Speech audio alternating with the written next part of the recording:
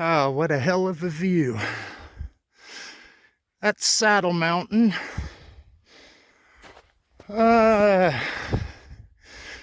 Tater Heap,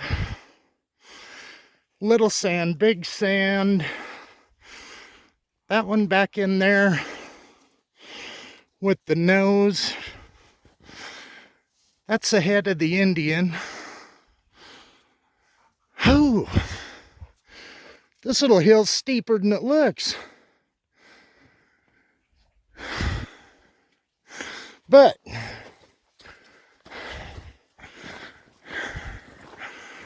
right here it is. We pulled up, jumped 2 deer straight out of the gate, and that was kind of cool. But whew,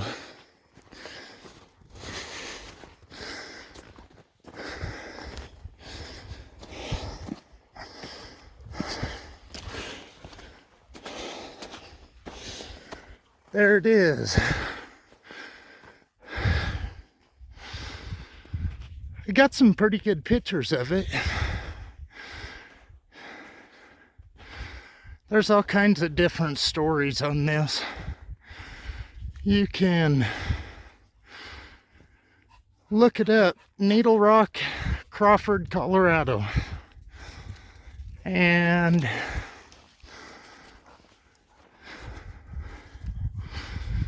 it's just one of those formations. Some people compare it to Devil's Tower. I don't see it. But, whoof. I will catch you up when we get there.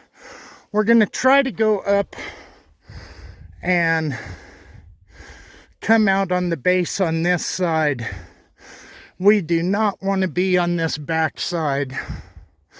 The backside's all boulder fields, and unless you have ever got yourself into a boulder field, you do not want no part of it. Some stories say this is a plug in a volcano.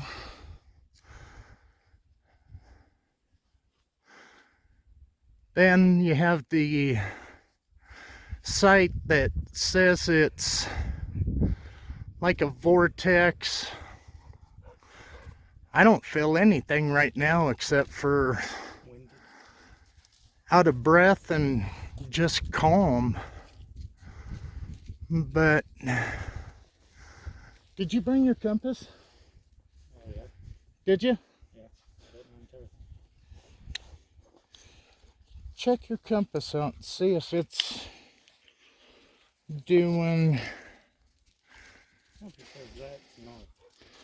It is north. Right here's north. Yeah. Needle Rock's west. Okay, well, my compass is right. My compass is spinning. Nice. You got a metal zipper. Plastic. Okay, now it's. That shouldn't. No. Okay, which way are you saying is north? That hill. That hill right here, like this? That's in the hill that deer over there is on. That's in that hill that deer is on. You are directly north of me. Right there is. That could be. That's pretty damn close. Half of the time, you can't put 2 compasses side by side and get them to read the same.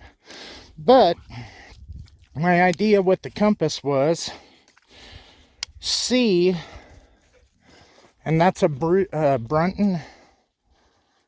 Yeah, Brunton compass. So it's not exactly a dollar store compass. It's not the highest end that they make, but for what I do, it serves its purpose. So anyhow, we're going to keep on trucking, and I'll catch you up in a few.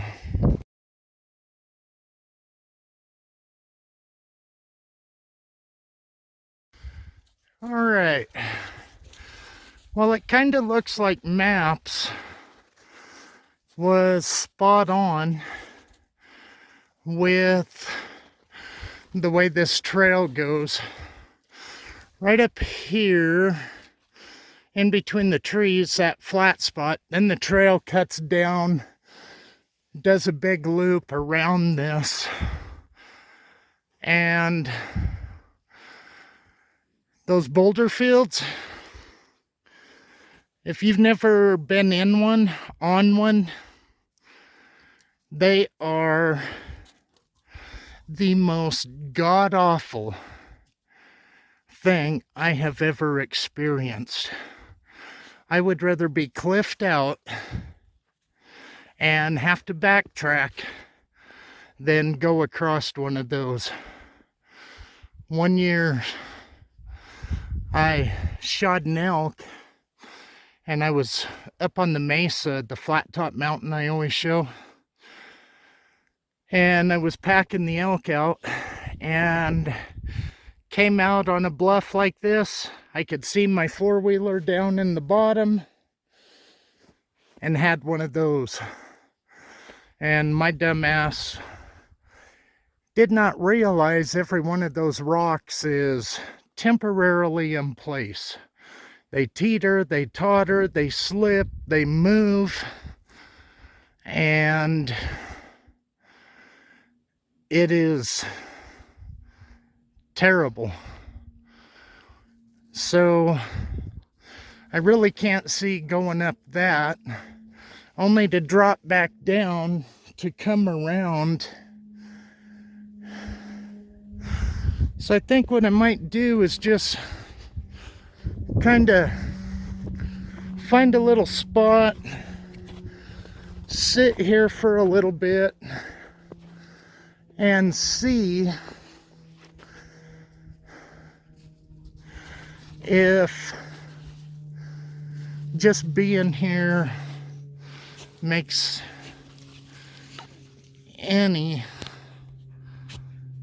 difference. I've got to be really honest though.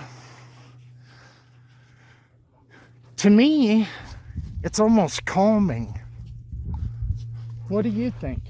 You don't get a sense of danger or I don't feel nothing that I don't normally feel. nothing you don't normally feel? Yeah. Maybe because we're outside all the time. It don't work.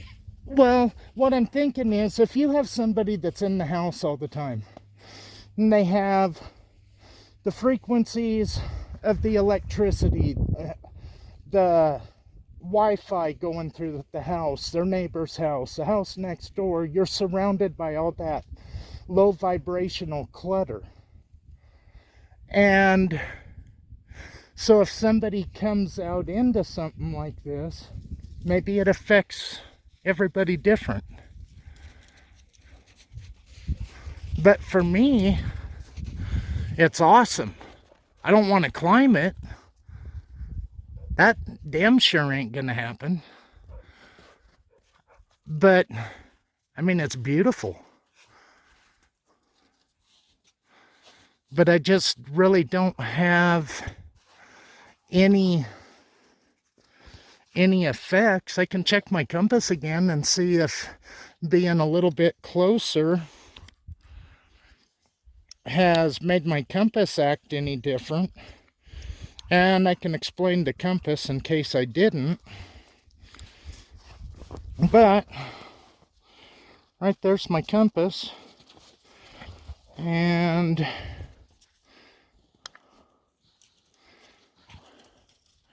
let's see, those deer were right down there. Yeah, my compass is holding dead on with that hilltop. So I don't think that it would be just a natural magnetic field. There you can see the Indian head a little bit better. The best sleeping Indian is on the National Elk Refuge in Wyoming. You can look it up. It's pretty awesome. At one point, they was going to release Rocky Mountain bighorn sheep up there on those cliff faces. And right back over this lower end, that's called Virginia Park. That's where we hunt bears. Most of this down in here is private. Joe Cocker's castle is right over on the other side of the hill. I did a video about that years ago. You can't really see anything. But yeah, the only thing I can think of, I know when I was a kid and I was at the Montana Vortex, that one made me feel pukey. I mean, all it is, it's a house on the side of a hill, and you go in, and just the different gravitational pulls kind of make you, anyway, they did me. I can't say what they do to somebody else because I can't experience what somebody else does. But yeah, it made me, it's not like I threw up, but I kind of felt pukey inside. Then once I got outside, I felt fine. But that was a whole different world experience. I shouldn't say world, just a whole different experience. But yeah, the only thing I really feel right here now, maybe if a guy was to cross that boulder field and climb up in there, sit next to it. I mean, it's obvious that it's not like a teleporter where everything gets sent off to another dimension or shit. That isn't really what I meant by portals either. Or vortexes. Vortexes are just different anomalies that affect everybody different. But I wanted to come here because when I get out by Area 51, I think Area 51 is a lot of height. It's a military base, top secret. We get all the cool stories. They got aliens, flying saucers, all of that kind of shit. But I really think it comes down to how a person lives. If you're inside all the time and you're in that low vibrational state, and then you get out here and you get to experience things like this, that definitely could make somebody, I don't even think you have to go to one of these to feel different. But then this is where I'm most at home, is out in this kind of stuff. So anyway, we gotta go do water purification for the kids' survival class. Give you one last look at this. It's awesome if you ask me. I got some pretty decent pictures and I will throw those in. So as far as filling anything, I really can't say I do, other than just at ease. All right, later.